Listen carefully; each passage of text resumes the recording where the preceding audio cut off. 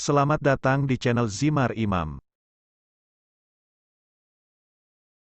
Sembari mendengarkan tinggalkan like dan komentarnya bosku. Bab 16, Serigala Berkerah Emas Iblis. Setelah mengerti bahwa tidak mungkin baginya untuk terus bertarung seperti yang dia lakukan sejauh ini, Su Min memasuki bagian hutan yang lebih tebal lagi. Sekali lagi, matanya waspada. Namun, mereka tidak lagi hanya berisi kewaspadaan, tetapi juga rasa dingin yang belum pernah ada sebelumnya. Melihat sekeliling, bocah lelaki itu tidak lagi berharap untuk diam-diam menemukan binatang buas yang bisa dia serang dan kemudian makan nanti. Tidak, dia ingin menemukan sesuatu yang hidup sehingga dia bisa mengasah keterampilan dan kepribadiannya. Su Min pernah tinggal di hutan sebelumnya. Saat dia bergerak melalui hutan, tidak ada satu suara pun yang terdengar. Tidak ada daun yang bergemerisik dan tidak ada cabang yang patah. Suasana di sekitar begitu tenang seolah-olah tidak ada orang di sana. Melihat sekelilingnya, dia dengan cepat menemukan makhluk hidup di suatu tempat di sisi kanannya. Aura itu belum sampai padanya, namun, suara gemerisik daun bisa terdengar di kejauhan. Su Min sangat waspada saat dia memaksakan inderanya hingga batasnya. Inilah alasan mengapa dia berhasil menemukan binatang atau hewan yang bergerak ke arahnya. Sambil tersenyum sedikit, pemuda itu merasa bahwa para dewa bersamanya saat dia dengan cepat menyatu dengan bayang-bayang gelap hutan. Dia berdiri tepat di sisi pohon ek besar dan membiarkan auranya menyatu dengan pohon itu. Sejujurnya, Su Min tidak menghapus auranya. Segala sesuatu di dunia menyerap esensi dari langit dan bumi dan menciptakan auranya sendiri. Karena dia adalah prajurit bintang 1, auranya masih sangat lemah.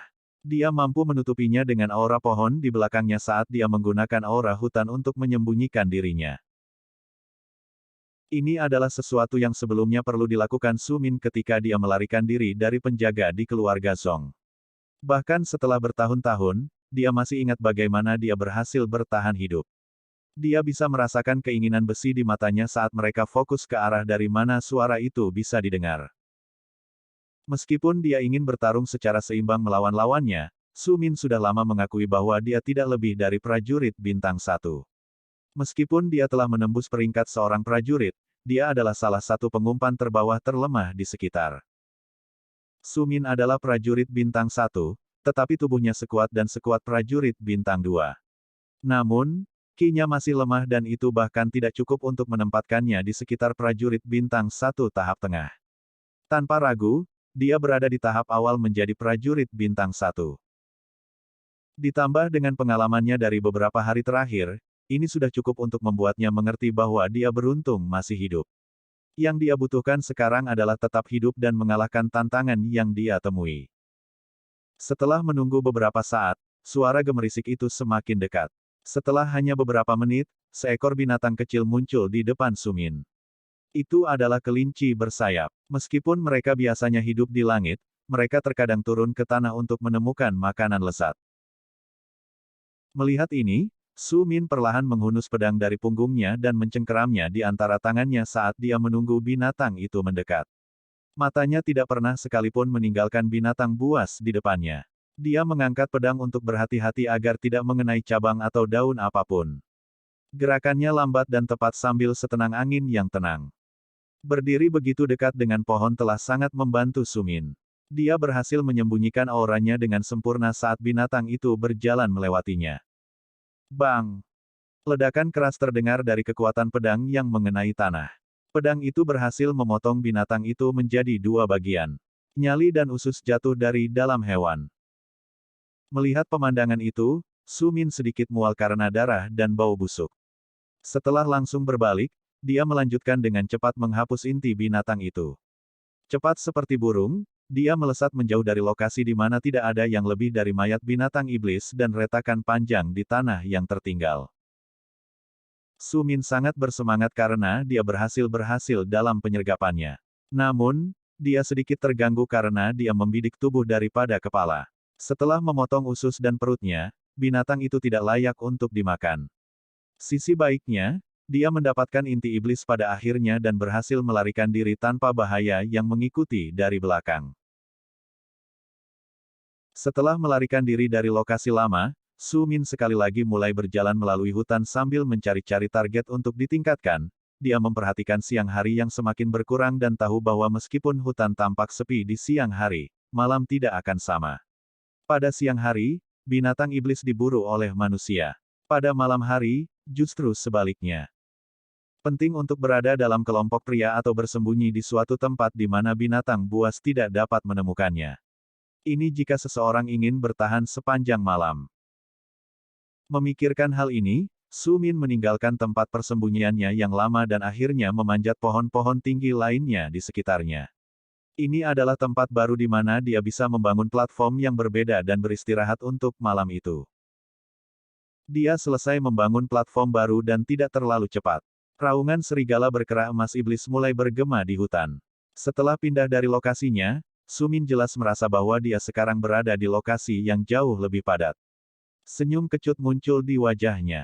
Ini memang jauh lebih berbahaya daripada tinggal di tempat dia sebelumnya, namun, bahaya datang manfaat besar. Tidak butuh waktu lama baginya untuk memutuskan untuk tinggal di dalam area di mana dia berada saat ini. Mengetahui bahwa serigala kera emas iblis tidak dapat memanjat pohon, Su Min dengan tenang menutup matanya. Sekali lagi, dia mulai terengah-engah dan memasuki meditasi seperti trance yang dalam. Dia menghabiskan setiap malam bekerja untuk meningkatkan pangkatnya. Hari berikutnya sama seperti hari sebelumnya.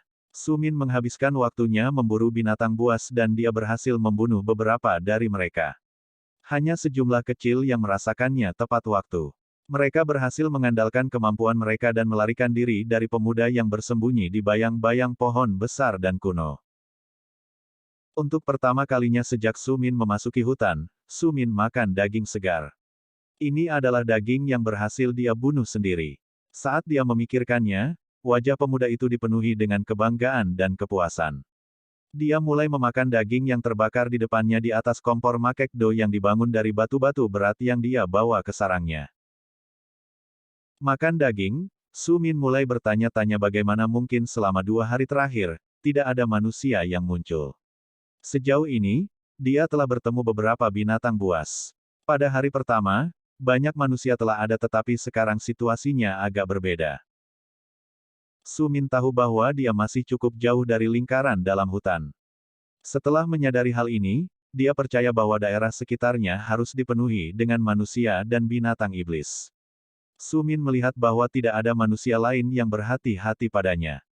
Biasanya, mereka hanya akan menjauh jika ada sesuatu yang berbahaya. Mungkin ada binatang iblis yang sangat kuat atau mungkin sekelompok tentara bayaran yang telah mengambil daerah itu sebagai wilayah mereka. Melihat bahwa ini kemungkinan besar situasinya, Su Min duduk diam selama beberapa waktu untuk memutuskan apa yang harus dia lakukan.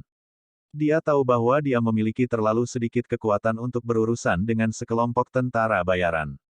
Jika daerah itu milik binatang iblis yang kuat, Su Min tahu bahwa dia tidak akan memiliki kesempatan untuk mengalahkannya. Dipenuhi dengan keraguan, sebagian kecil dari Su Min terbakar dengan rasa ingin tahu untuk melihat dengan tepat siapa dan di mana pemilik sebidang kecil tanah ini. Setelah memutuskan untuk mencari tahu siapa pemiliknya, Su Min mulai melintasi puncak pohon dan melewati hutan. Semakin jauh dia pergi, semakin sepi lingkungan sekitarnya. Lokasi di mana dia pertama kali beristirahat pada malam hari memiliki beberapa binatang iblis dengan kekuatan prajurit bintang 1. Yang mengejutkan, dia melangkah lebih jauh, semakin jarang binatang iblis ini menjadi. Dia telah melakukan perjalanan 1 jam terakhir tanpa melihat baik binatang maupun manusia di jalan. Saat kurangnya binatang menjadi semakin jelas, Su Min memperlambat kecepatannya. Ini agar dia tidak terburu-buru ke sesuatu yang tidak bisa dia hindari.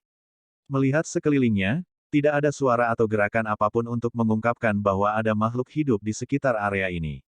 Saat dia bergerak semakin dekat, dia tiba-tiba menemukan sebuah lembah kecil.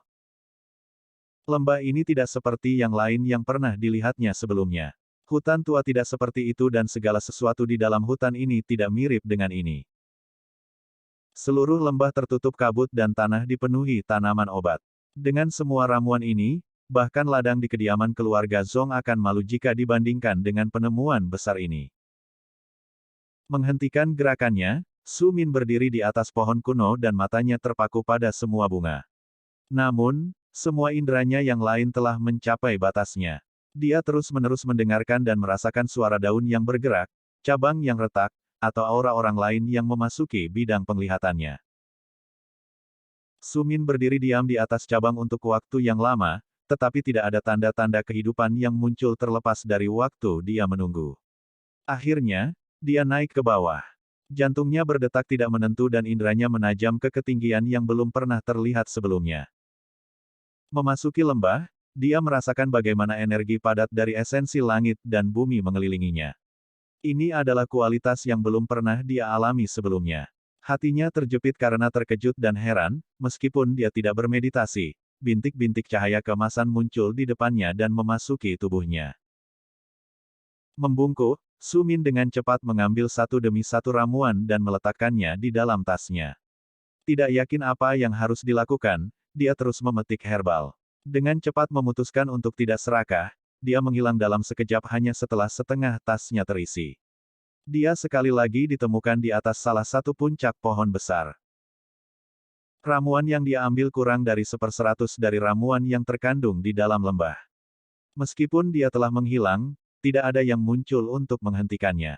Tidak ada seorang pun yang muncul untuk membalas dendam atas barang-barang curian itu. Melihat ini, kegembiraan liar memenuhi anak muda itu saat dia memikirkan semua tanaman obat yang dia miliki di dalam tasnya. Sumin juga memikirkan bagaimana tanaman itu dapat membantunya meningkatkan kekuatannya. Dengan mengandalkan ramuan ini, dia berharap bisa maju dengan cepat. Maju dengan cepat adalah persis apa yang ingin dia lakukan dan tanpa melihat ke belakang, Sumin bergegas kembali ke sarang yang telah dia buat sehari sebelumnya. Duduk di sarang, dia mengambil bunga dari tas dan meletakkannya di depannya.